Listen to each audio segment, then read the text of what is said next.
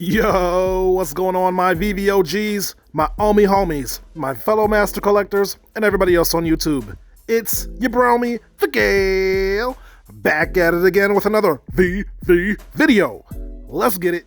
What up, my VV fam?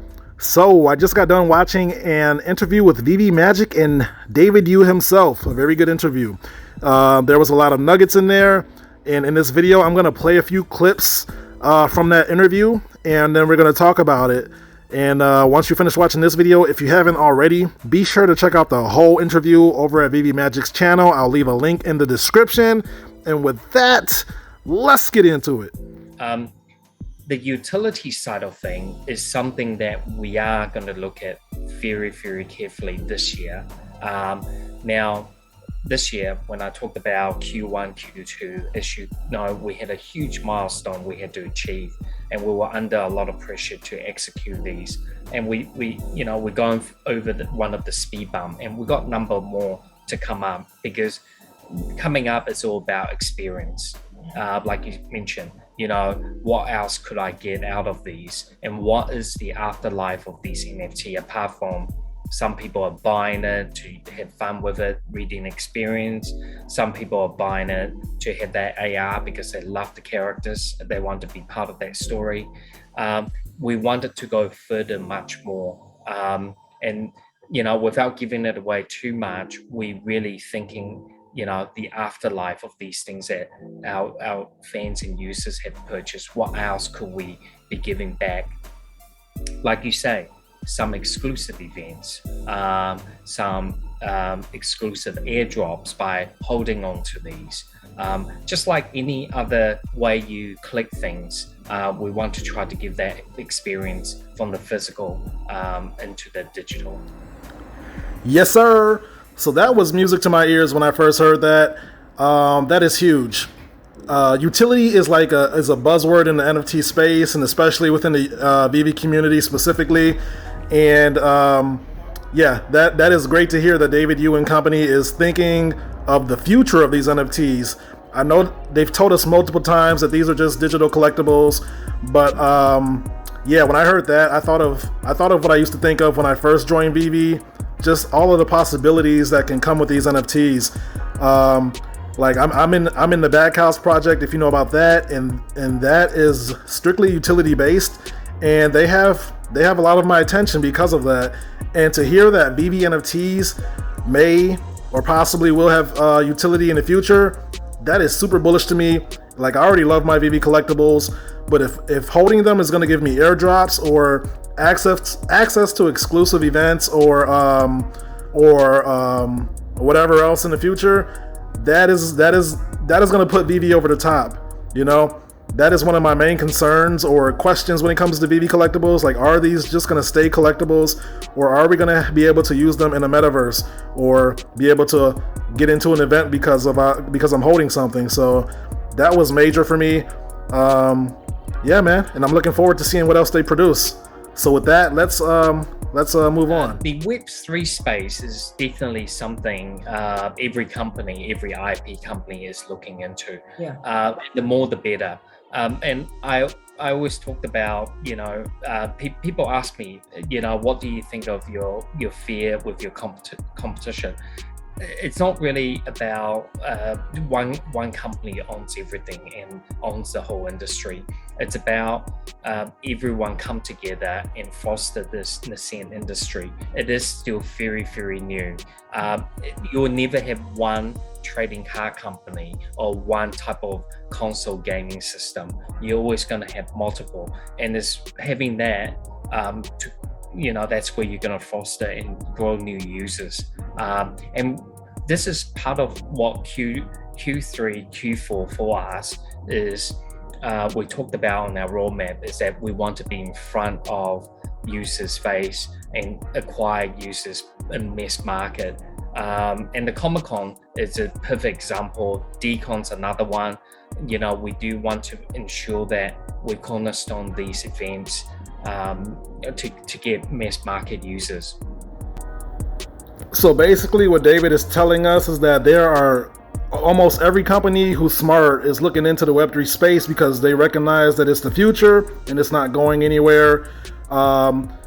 David just told us that, you know, one company is not going to own everything. There's different lanes. There's going to be trading cards, 3D physical collectibles. There might even be like movie NFT platforms or something we haven't even thought of yet. So Veve is not going to own everything. They're not going to be the master of trading cards and everything. You know, everybody's going to have their own lanes, and it's important to recognize that we're going to need each other to grow this space.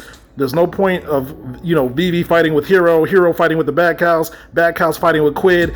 Like, we're not going to grow that way. We need to respect each other's platforms, and as well as you know, try to collaborate when possible, because we're in a niche space right now, and people already don't like NFTs.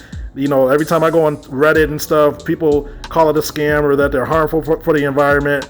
So it only benefits us to work together, and that's how we're going to grow faster and mainstream.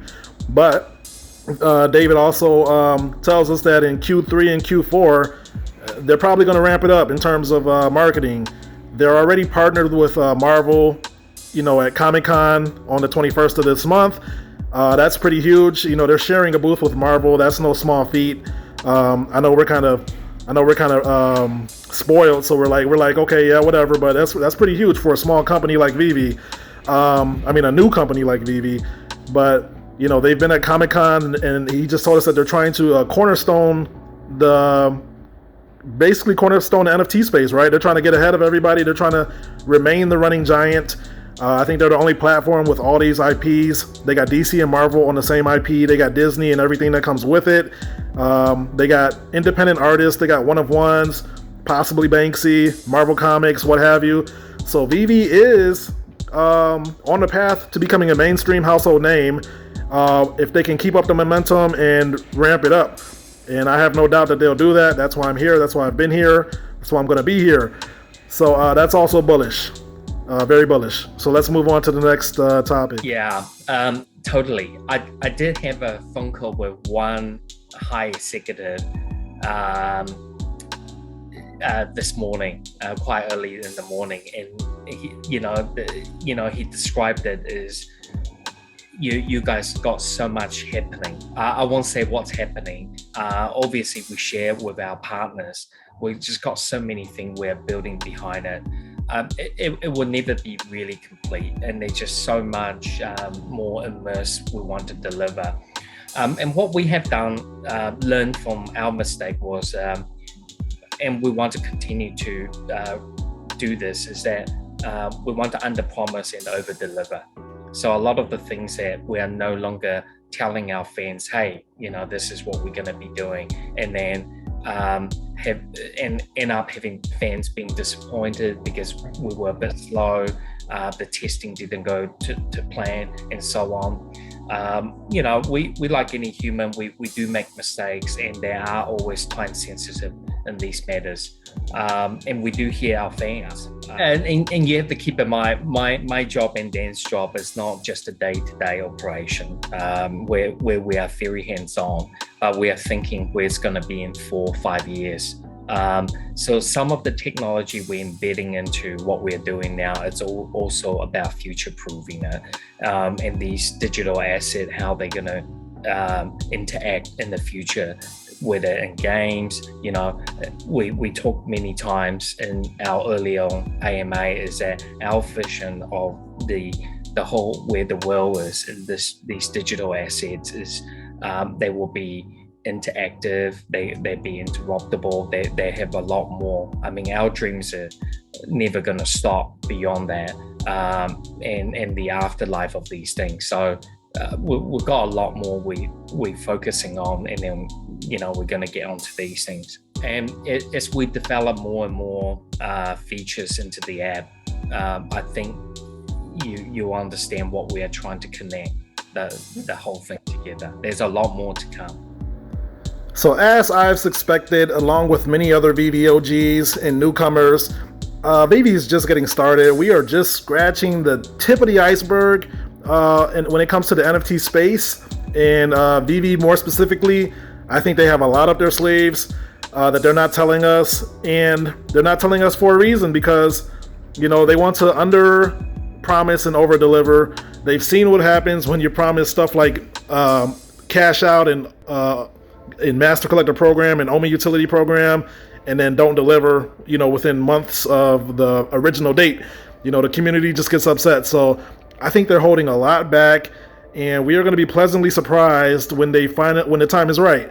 David mentioned embedding technology for future-proofing these NFTs. So I guess I could be wrong when I say that gamification isn't coming to the Marvel Mighties. I don't think it's coming anytime soon, at least 2 years, but I could be wrong. Hopefully I'm wrong. But I know we like to speculate in the Veve community, and I think that's a good thing, because when we speculate, we kind of think of all the possibilities. Sometimes we can over-speculate to our disappointment, but if we can speculate with balance, I think we may not even be speculating enough, because the future is, the future is bright with these NFTs, and the potential is humongous. Like, I often relate this to the cavemen creating fire. Like, when they created fire, all they used it for was warmth, right? They had no idea of the future use cases, like fueling jet rockets and, heating up stoves and stuff like that, right? So we're just scratching the surface. We are in the heat phase of creating fire when it comes to these NFTs, and I can't wait to see what happens. I'm holding strong, diamond handing. I flip when I need to, but I'm diamond handing for the most part, because I see the potential here, and I would hate to waste this opportunity being this early into this nascent space. So with that being said, let us move on. And that's the video, my friends. If you made it this far, thank you for watching. If you learned something or enjoyed the content, feel free to drop a like on the video and consider subscribing for more Veve content like this. So yeah, great interview once again. Be sure to check out the full interview. Lots of other nuggets in there. But the future is looking very bright for Veve. Patience is the key here. Patience. Can't say it enough. We are so very early. Can't say that enough either. But yeah, with all that being said, I am not a financial advisor. Nothing I say ever is financial advice, because I am learning just like you guys. I am just your friendly neighborhood genius. Sharing his thoughts and opinions on this most excellent app known as Veve. So take everything that you hear from me with a grain of salt, because things could change. And with that, thank you again for following me. Thank you again for watching. If you would like to follow me, feel free to search me up on the web platform under The Gale. And with that, yeah, man, peace out and huddle strong. And remember to be like water. Stay liquid. Later.